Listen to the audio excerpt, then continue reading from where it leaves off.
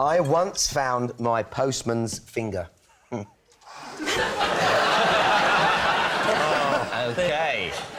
Where? On the floor in my hallway. On the floor in your hallway? Well, he'd... Been sliced off by the letterbox. Sliced off by the letterbox? He was posting a letter through my letterbox on a Saturday morning, and... That doesn't sound very likely. And we suddenly saw a postman up against the window with a finger missing. He was banging on the window, screaming for help. And when we went to answer the door, the finger was just there. It was completely off. From where? From halfway? From his hand. No, from his hand. I mean, so whereabouts on the finger? From the top knuckle. You can stick it back on, can't you, and tape it and things like that. Yeah, before the hospital comes along, the doctor. We put it in ice, and he took it to the hospital with him, and they stitched it back on. And did it still move? I don't know. I've not seen him since. Had you previously noticed quite how vicious the action on your letterbox was? Well, I've never posted a letter in my own letterbox. Oh, you've had to pull a bulky one through court. We all have. And I have.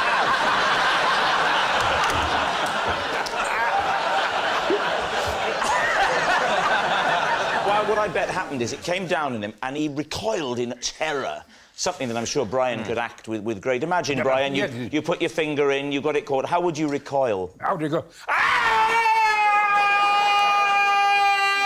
Something like that. Yes, yes. That sort of thing, Was yes. it harrowing? Like, I'd find him, that... yeah. For him. It must have been quite harrowing for you. How old were you? Yeah. I was about 10. And who phoned 999 and said, Not the postman. I've got the postman's finger?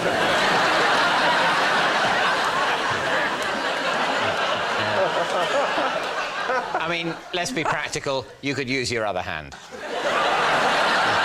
So, David, what do you think? Do you think it's true? I don't. I think it would have been more kind of affecting. I think Kevin's a bit laissez-faire with something that would have maybe been He wouldn't be able to tell a story like this yet. Because it'd be so traumatic. Yeah. And in fact, whenever anyone beckoned to him, he'd scream. Do you beckon to someone, or do you beckon someone? Probably beckon. You're right, I've wasted a preposition. So what do you say, truth or lie? Yeah. I don't want it to be true, because if it is true for Kevin's postman, it could be true for ours, because... Well, Well, suddenly it explains all those fingers on the doormat. Yeah. I think it's not true. I think the ice is too convenient and it... I don't know what I mean by that. We're going to say it's not true. So it's a lie, then? Yeah. Kevin Bishop, the truth or a lie? It is, in fact, true. I was grabbed by security after sticking my finger in Pharrell's belly button. Now, David Pharrell is a popular singer. You might know him from his songs Happy or Get Lucky, which he did with the Daft Punks. Daft Punk. Pardon? Not plural, Daft Punk. That's what I said. Can you sing it? I've got no idea what it is. I'm up all night with the sun. She's up all night to have fun. We're up all night to get lucky. We're up all night to get lucky. I need to get you in the live lounge. I don't know what that is, but fine. The live lounge is the penultimate room in an old people's home.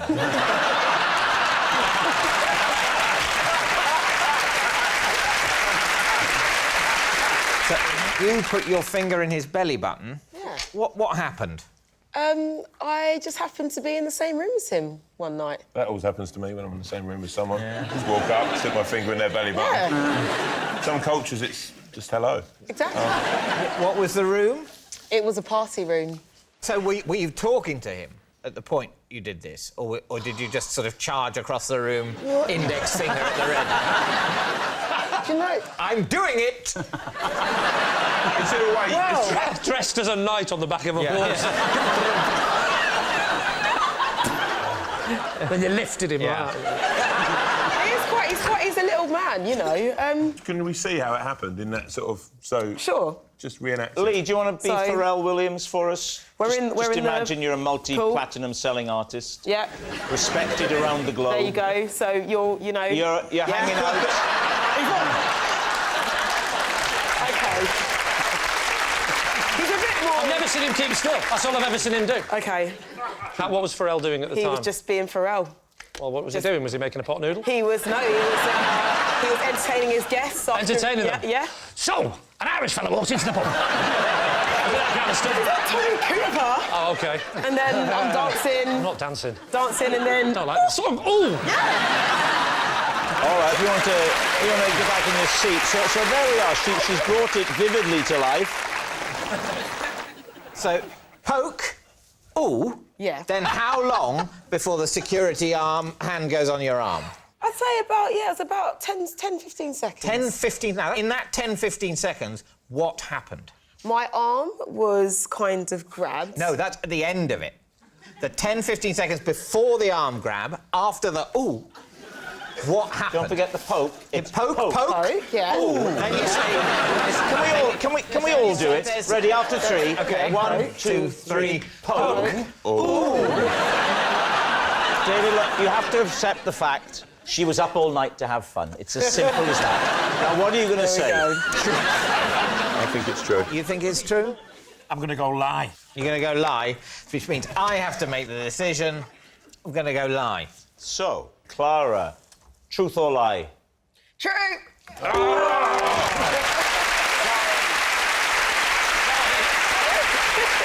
In our family, whoever was deemed to have done the worst mime in the Christmas game of charades had to stand up and have their finger nibbled by our pet tortoise. David's team. What was the tortoise called? Aldwinkle. Why was he called Aldwinkle? Because that was the name of the place we got in, the village of Aldwinkle. How did it start? It must have been my father. It has his stamp upon it. I don't really remember. It was just something we always did, and it seemed perfectly normal to us. What was it about your father's finger? It wasn't my father's finger. It just... he rather liked the sort of traditional aspects of Christmas and liked to follow these things. Well, that's not one of them. That's an invention. I mean, there are some off-the-shelf traditions you could have used. Yeah. But I think Mince pies, carols, turkey or goose, that kind of thing. He was sprinkled with a little artificial snow to make him seasonal, but nonetheless, that's what we did. It wasn't a great time of year for Aldwinkle. I think he was probably bewildered by the entire process, but nonetheless, that was what we did. Of course, as I'd forgotten, but you've reminded me, they hibernate. Well... That's exactly true, but hibernation can be an interrupted affair. But I hope you got your information right, yeah? All the kids at home. Wake up, the tortoise is fine. The Reverend Richard Coles says go in. Let's go and dig up Nan. I will concede Aldwinkle was not at his liveliest. He was a bit more vital, I have to say, vigorous in the summer months. Well, this is the thing that worries me, because I think waking a tortoise... I mean, can you wake Waking any animal from hibernation can cause problems, so let's not do that, kids, whether this is truth or a lie. OK, but the actual ceremony, so you've played charades... There would always be somebody who did... Papillon, there would always be somebody who did the taking of... We did the same... You know, it's ritualised, that stuff, and anyway... Oh, sorry, the same... You did the same films every year? Yeah. You're really into ceremonial, aren't you? Yeah. We will now mime the taking of Pelham 1, 2, 3. How was it decided who'd lost at charades? How did you do the scoring of charades? It was usually by the kind of tutting and sighing, the amount of tutting and sighing, and also by the length of time it took to guess the 4 films that we did every year. OK. And what were the other two? Papillon, Taking of Pelham 1, 2, 3. The Taking of Pelham 1, 2, 3. Yeah. The Sound of the Music and Towering Inferno. I've not seen The Sound of the Music. That sounds less positive about the music. The sound of the music is keeping everyone awake. OK, so, David's team. Kiri, what are you thinking? I think it's got to be a lie, hasn't it? Richard has a very honest face, doesn't he? You see, well, interesting about Richard is that clothing he's wearing... Yeah. That only 2 sorts of people wear that. Vicars and confidence tricksters. We don't know which one he is yet. You think there's a difference? What are you thinking, Harry? Satire. I think because of the hibernation problem, I think it has to be a lie. What about you, though, David? What I always think is it could be either. Yeah. Yes. Because, of course, it sounds unlikely, but at the same time, that's exactly the kind of true thing they would pick. Yeah. If he just said, at Christmas, we would have mince pies. Yes. Then you go, well, that sounds true. Yes, true. What a merry show that would be. But no, they've got to pick something that's either a lie or a true thing that might as well be a lie because it's so unlikely.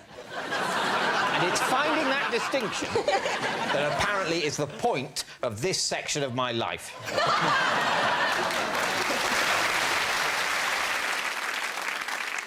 Lie. We'll say lie. Saying lie. Richard, truth or lie? It's a lie. Our next round is called This Is My, where we bring on a mystery guest who has a close connection to one of our panellists. This week, each of David's team will claim it's them that has the genuine connection to the guest. It's up to Lee's team to spot who is telling the truth. So please welcome this week's special guest, Christina.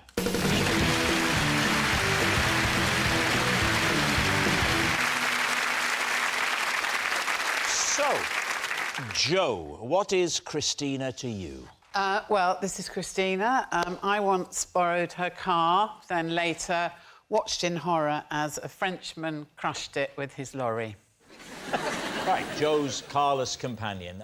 Kiri, how do you know Christina? This is Christina, and my dog ate the tip of her finger. Kiri's dog's dinner, and finally, David, what is your relationship with Christina? This is Christina. When my list of implausible things that have happened to me that I could talk about on Would I Lie to You blew away, she returned it to me. So there we have it. Lee's team, where will you begin? Joe, could you just remind me again what you said? Sorry. I borrowed Christina's car, then later on a Frenchman crushed the car with his lorry. So you borrowed her car? Yeah. Why?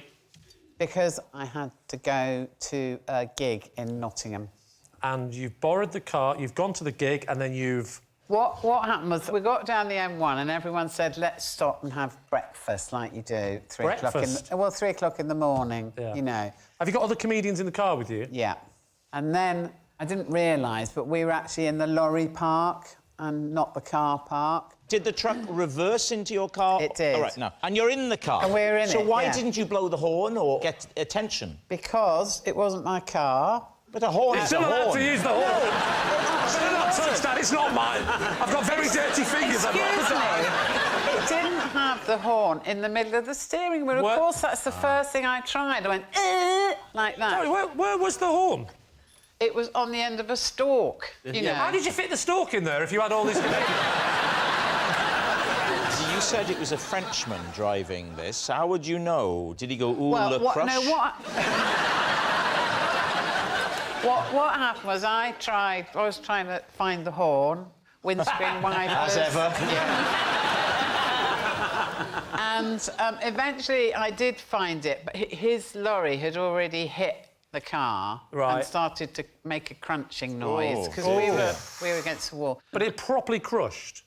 No, not concertinaed it in, but it's... Well, were you hit or were you crushed? You're the one that said crushed. You know, crushed the front The crumple of it. zone, I imagine. He stopped. I got out the car, went round to him, and he opened his cab and went... C'est la vie! I don't think he said that's say life. That's life! So go on, talk us through the conversation when you saw Christina. Well, I phoned her. I said, look, I'm really sorry, I've had an accident with your car. And she said, not again. Have you not putting plastic sheets down?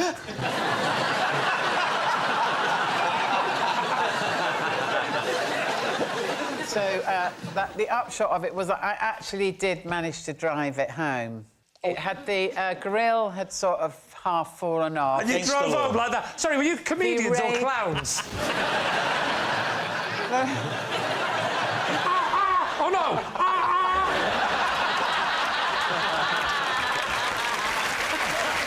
Right, what about Kiri? OK, so, Kiri, you're claiming that this lady's fingertip is missing. Yeah. It's an interesting one, this, because she is covering her hand, but she would have been told to do that to give her lie a chance, if she's lying. Cunning. Yeah. Is she a friend of yours? She's my auntie. Were you there when it happened? Yeah. Where was it? It was in her kitchen. In her kitchen. Your dog? Yeah. What sort of dog have you got? I've got Jack Russell. Little Jack Russell? Why are you sitting like he's a little cute? He's taken someone's finger off. It wasn't his fault. He didn't think it was a finger when he ate it. What did he think it was? Ate it? Did he gulp it down? Yeah. So how much of the finger are we talking here?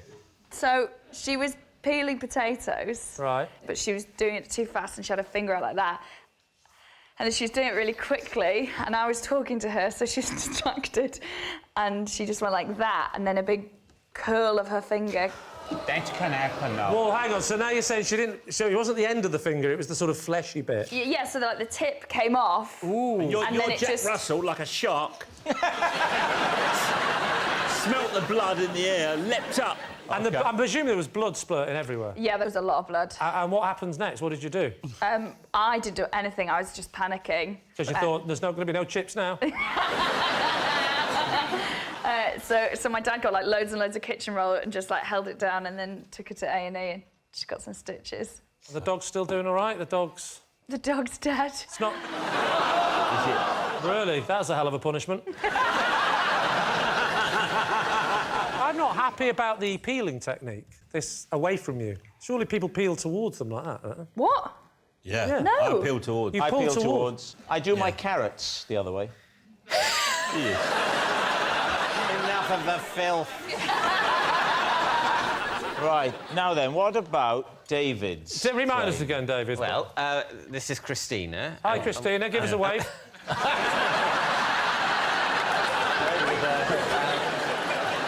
And when my list of implausible things I could talk about on this show blew away, she returned it to me.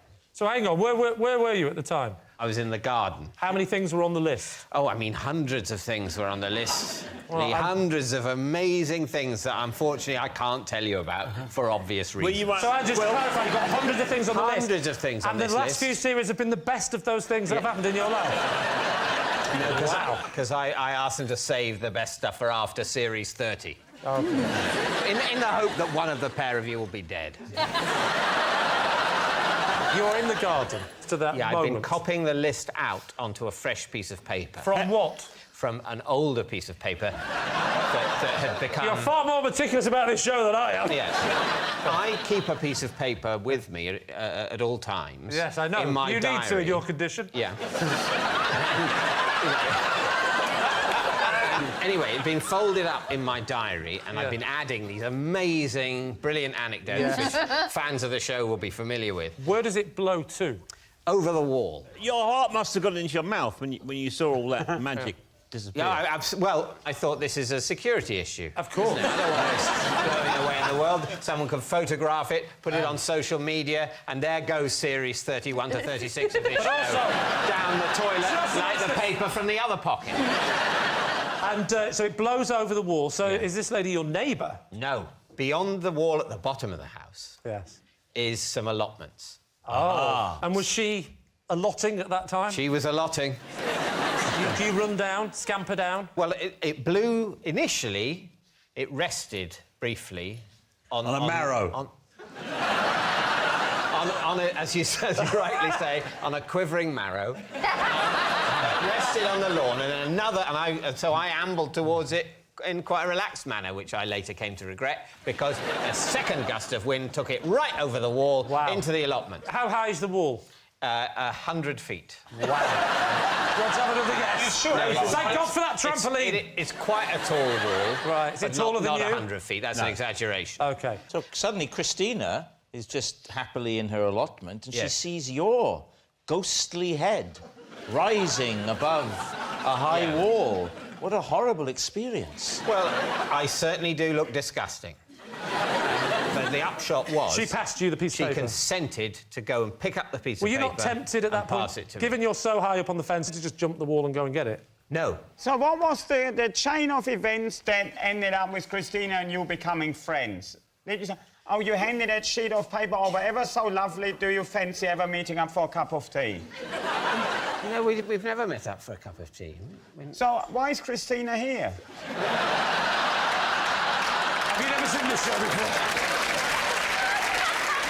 All right.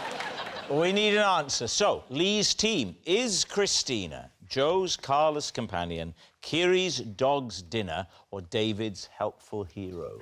I think it's Kiri's dog's dinner. Why? I can see it happening. Seems plausible. Joe's is plausible up until the driving home bit. You can't be crushed and drive home. Which way are you leaning, Henning? Yeah, absolutely. I'm with Simon. I can see Kiri and them. I can see him having a drink together as well. They look very similar. Yeah. So we think it's Kiri, do we? Yeah. OK. You're going to say that it's Kiri and the finger and the dog? OK. Christina, would you please reveal your true identity? I'm Christina, and Joe wrecked my car.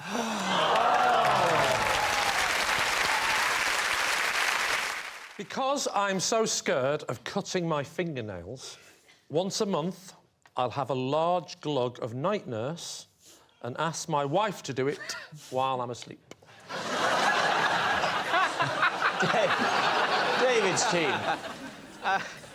Why are you so frightened of cutting your fingernails? Because when I was a child, my granddad was cutting my fingernails and it flew off and it went in my eye, the fingernail, and I had to go to A&E because he couldn't get it out.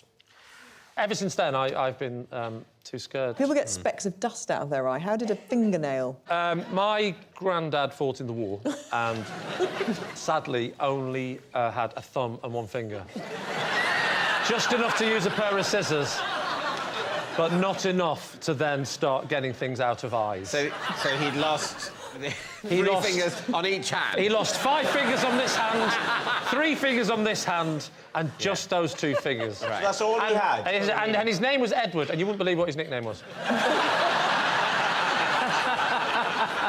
Quite hard to hold scissors with just 2 fingers, isn't it? I know, the man was a genius.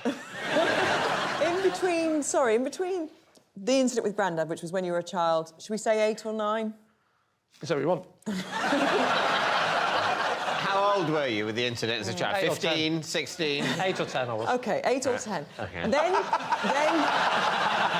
then the next person to cut your nails was your wife. Did you meet her at 11, 12? I can't remember the time. I'm guessing in your 20s. So who cut your nails for 13 years, Lee? My mum used to cut my fingernails for me till till I was quite old. With the night nurse? No, just her. Did the night nurse solution immediately present itself, or did that come later? No, my mum... look, I don't want to get my wife jealous. You know what they're like with mothers and stuff. My mother had a more gentle touch. She was able to cut my fingers in a way that wasn't traumatic. Not your fingers. Your fingernails. Yeah. Well, did I just say fingers? Yes. Yeah. Oh, well, I'm sorry, Rob. I have to say that would be a remarkably gentle touch if you could actually cut your fingers off. Yeah. I mean, that would be... She would have been the surgeon of her generation. You know, she didn't need... They didn't need anaesthetic with her because it's so silky with the scalpel work. My fingernails. She cut my fingernails very gently. Yeah. You know, you've met my wife. She's got massive brutish hands. And she hasn't got that delicate touch. You remember when she met you last time and she sort of gripped you by the hand and you fainted? Yes. I know, Rob! What about your previous girlfriends? It's fair to say, in my younger days, that some of the girlfriends had daintier hands than others. The night nurse started on about girlfriend number 3, I think it was. Girlfriend number 2 was using chloroform. She was particularly brutish. One of them took me to the vets. What are you thinking, David? For me, it's the things that he said that aren't believable. I think if I had to pin it down, it would be all of the things that he said. After he'd read the card? Yes. We're going to go lie. OK, so they think it's a lie. Lee, were you telling the truth or was it a lie? It is, in fact, a lie.